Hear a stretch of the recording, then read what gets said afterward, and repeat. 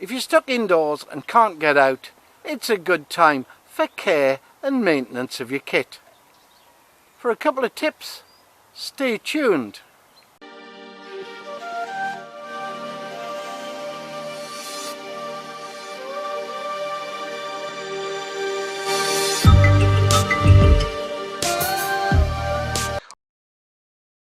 If you're worried about EMP and you want to protect your electrical goods, put them in tins.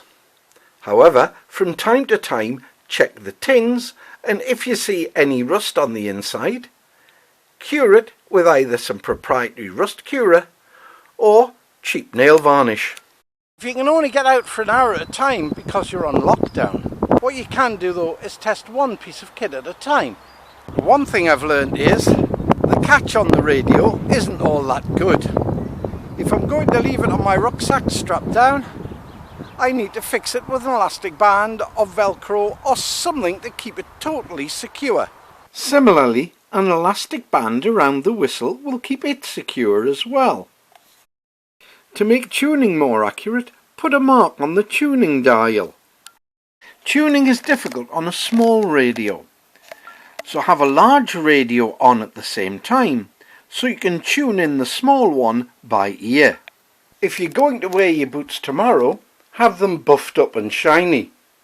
If you're not, leave them with the polish on. Leaving the polish on nourishes and preserves the leather. If you have time, knowledge and the tools, disassemble your kit if you can, clean it thoroughly, oil it and put it back together. If the leather loop for your ferro rod or sharpening steel stretches, they keep falling out. To stop this, put an elastic band through the loop at the top, fasten it down, replace the ferro rod or the sharpening steel in the sheath and loop the other end of the elastic band round the bottom. It looks nicer if you use a matching colour, but it's not important. What is important is you don't lose your ferro rod or your sharpening steel. Once you've cleaned your knives, especially folding knives, properly, it's time to sharpen them. Using different sharpening devices on the same blade may change the profile and blunt the blade, so when you start with one method, stick with it. If you have an old knife, you can use it as a test bed for trialling your sharpening methods before you move on to a more important one. Man-made fibre hats are good. They're warm, they can be waterproof, windproof and dry quickly. However, they melt and they burn easily, much more easily than wool. Woolen watch and beanie hats are good. They'll keep you warm even when they're wet. However, they take a long time to dry out.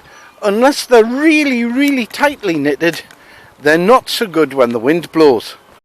One solution is to line the roll-up with some paper, some tin foil, or better still, a strip of old Gore-Tex, or failing that, some fleece.